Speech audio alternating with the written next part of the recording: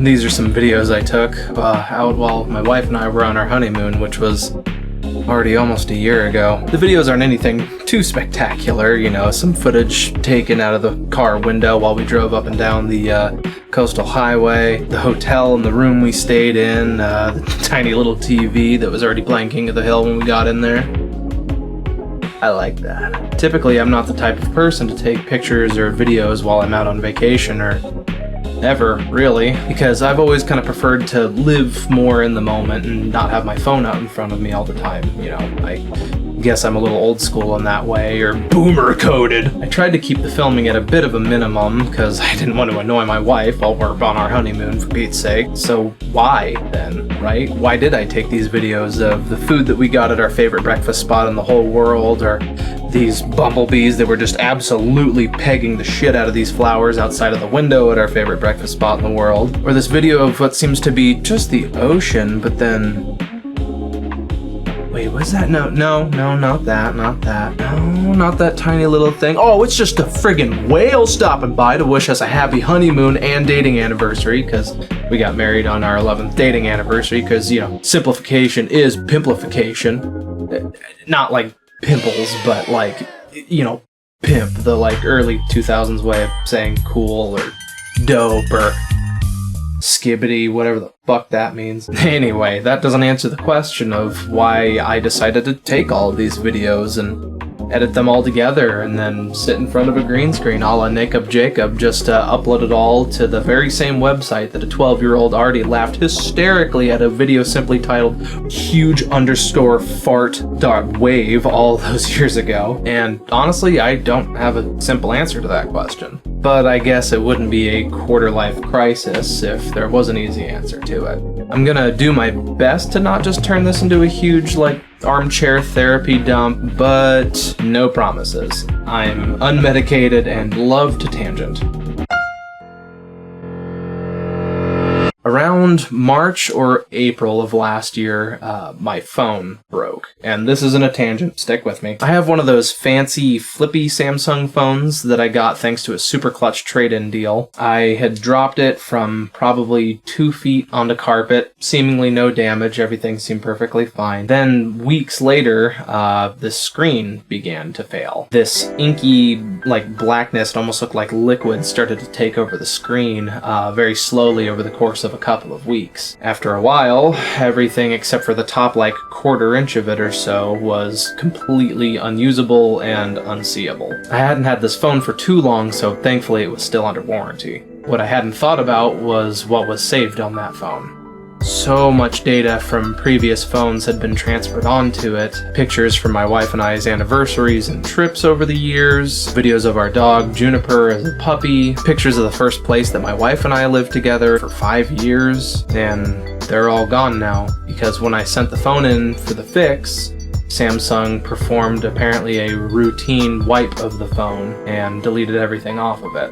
Some of the pictures had been sent over different messaging apps, so I was able to recover a little bit of it, but it was like 10 to 15% of everything that was on there. And I hear what you're thinking. Artie, just recover your pictures and stuff from the cloud, you bozo-ass donkey boy. But my big squeaky red nose having ass never set up cloud saving on my phone. I've never had a phone for less than 5 years, with no cases, no screen protectors or anything, because I always just baby my stuff. I just thought nothing would ever happen to those pictures or videos. I was beyond devastated when it sunk in that I had really lost pretty much everything off of that phone. My pride in over-privatizing my life had really failed me in a pretty major way, and I don't want that to ever happen again. Another reason that this video exists is because of a discovery that I've made with my mental health. Yeah, here's where the armchair therapy dump comes in, and I know it can be a little triggering for some people or very boring for other people, but this runs like super deep for me, like 2/3 of my life kind of deep.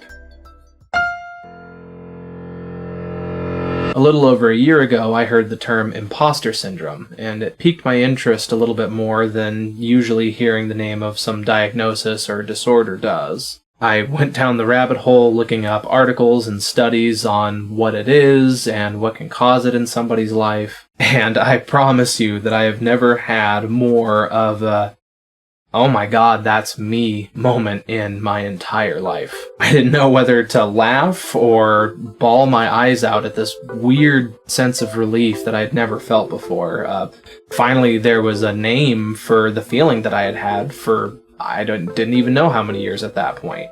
For the uninitiated, imposter syndrome essentially boils down to the feeling of never being or doing enough, even if there's plenty of evidence to suggest the opposite. You feel like the work that you do, the art that you make, the jokes or stories that you tell are just never like good or cool or funny enough, and that people are just kind of telling you that it's good just for the sake of being nice. When I was little, I was a straight A student, literally A's in every single class that I had. I'm fairly positive my mom still has a transcript of like every report card from like preschool to senior year of high school, I swear. I remember doing some kind of diet hooked on phonics thing when I was like a little tiny protozoa, and they decided that based on my slightly higher than a normal first grader's reading level at the time, I needed to start taking advanced classes in all subjects from then on. Apparently I was some kind of baby Einstein because I could spell the word hippopotamus in first grade, which all of a sudden meant I needed to be in advanced math classes too. And I always had a hard time with numbers, but you know that Math Blasters age 6 through 9 helped me pull me up by my little light up Velcro sandal straps. That was all the way until about 7th grade. I was placed into algebra while most other kids in that grade were being placed into a class called pre-algebra, which I never took.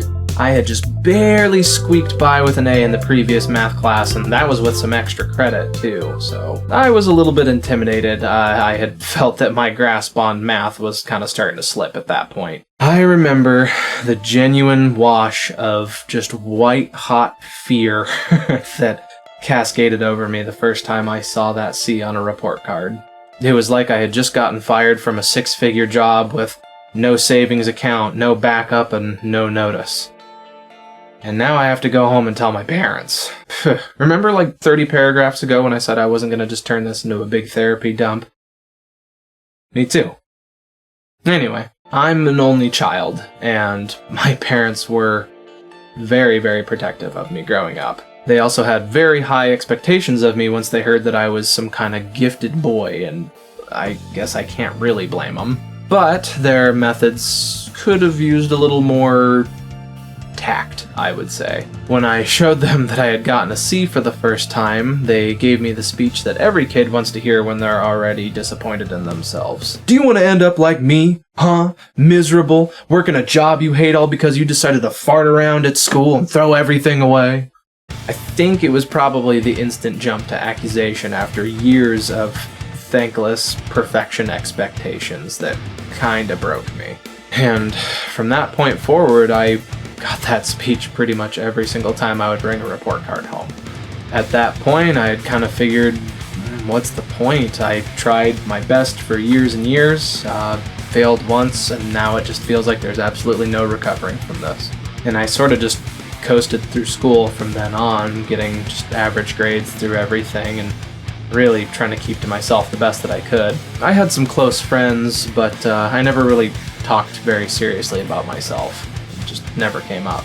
In a way, I'm a little bit thankful that that's the attitude that I took on it. I'm sure to plenty of you that line of thinking seems reductive and depressing, and it very much was for a very long time for me. I've dealt with depression and anxiety issues ever since, really, but I've always, managed to pull through in one way or another. I just always assumed that feeling of never feeling enough came from the depression, and didn't really realize it was kind of the other way around. The reason I'm kind of glad that I coasted the rest of the way through school, honestly, is because it helped me open my eyes to things that I was more interested in outside of school. It wasn't the main focus anymore.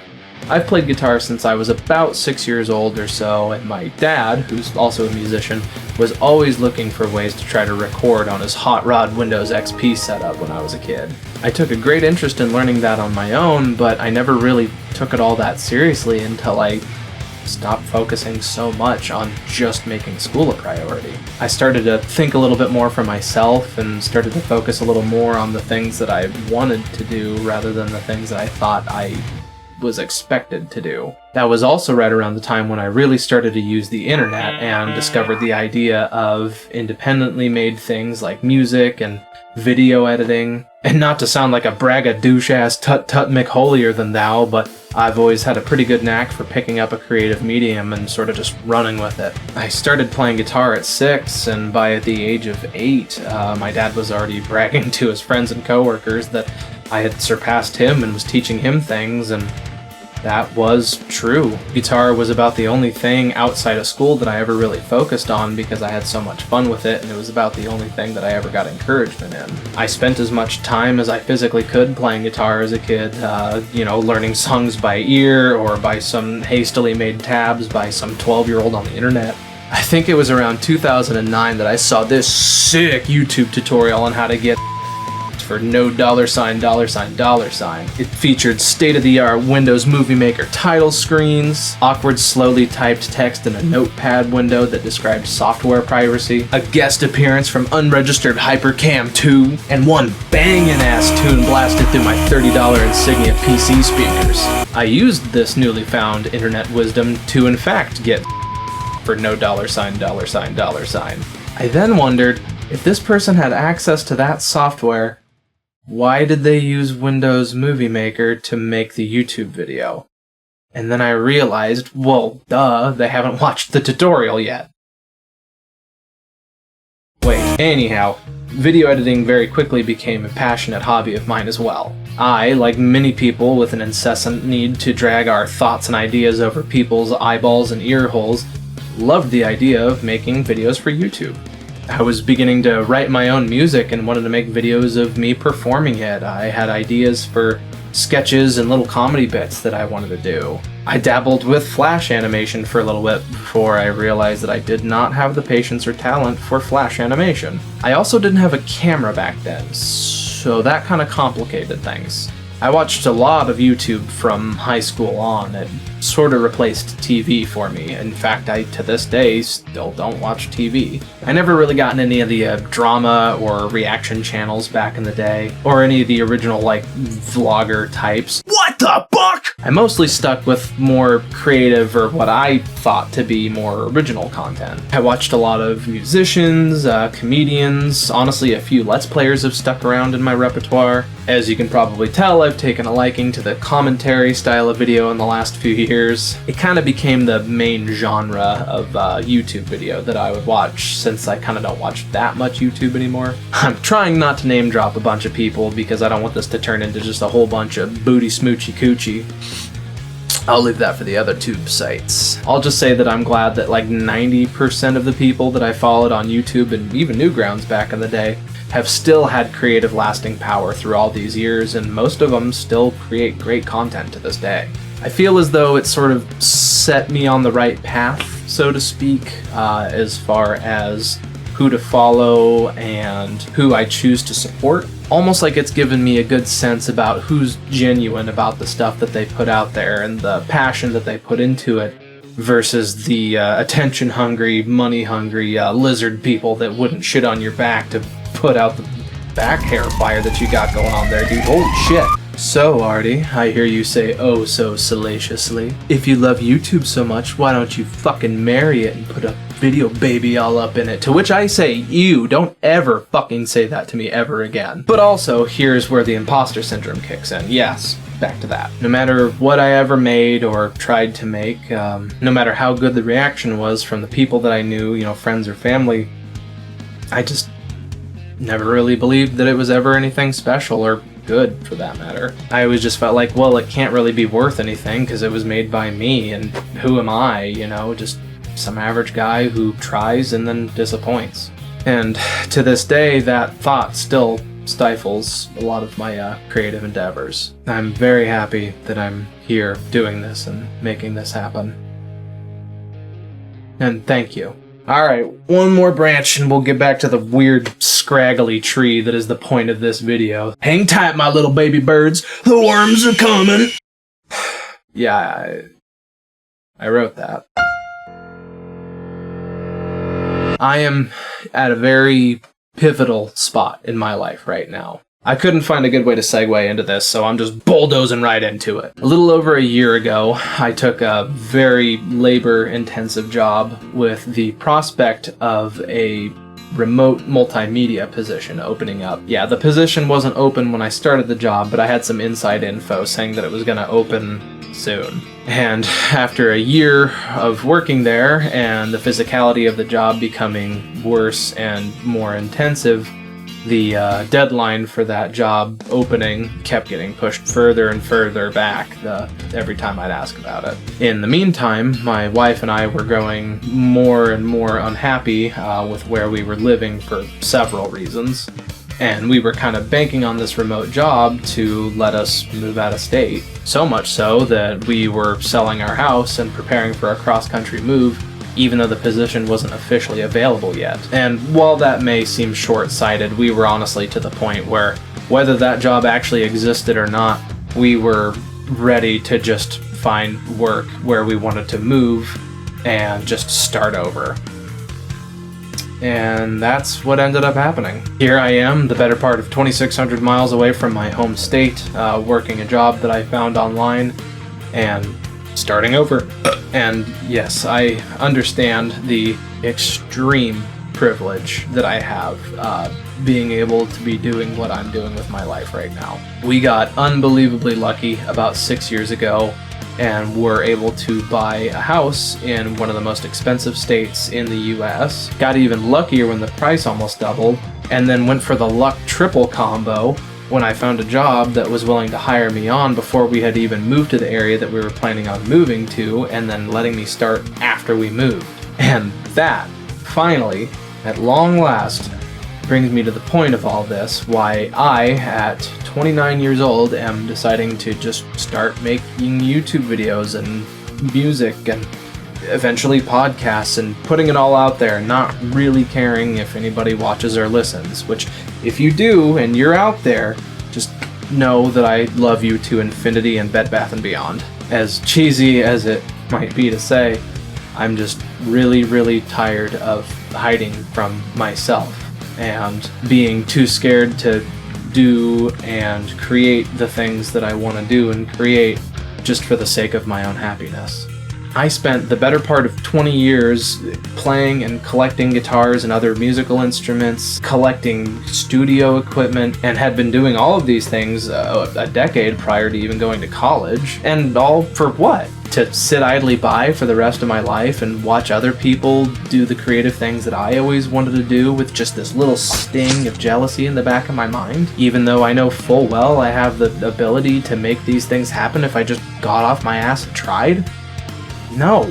Not anymore, baby. I have tons of music that I've always wanted to share and make and let people use for games and other projects. I have so many stories from being a kid in school and insane work stories that I've never told anybody. I have other ideas for videos kind of in the same style of this one, but, you know, more fun and less therapy-y. I've always loved the idea of, like, you know, the travel vlog commentary style videos, and I figured I'm at, like, the biggest, like, transitional point in my life, so why not right now? I love the idea of making meaningful, fun videos that can also act as a time capsule for myself. I've already started filming guitar videos for original songs and have ideas for a 1,000 cover tunes that I want to put out there. I have a podcast in mind because there aren't enough of those in the world. I have ideas for videos on each of my guitars, you know, how I got them, how long I've had them, the shows that I've played with them, the songs that they inspired me to learn and write. Tons of things that I've always wanted to make, but that looming feeling of who gives a shit about my ideas that always sits in the back of my head and pushes me right back into my uncomfortable little comfort zone. So what the hell is this video, right? Is it a resume for YouTube? Some millennial's therapy dump session? Or a sad cry for help from an unoriginal egomaniac man-child who spends way too much time on the internet? I'd like to think of it as more of trying something new and seeing what the hell happens. Kind of like the rest of my life right now. I've said it a couple of times, but I want to give a genuine thank you to anybody who has sat through this gibberish pile that is my introduction to the internet.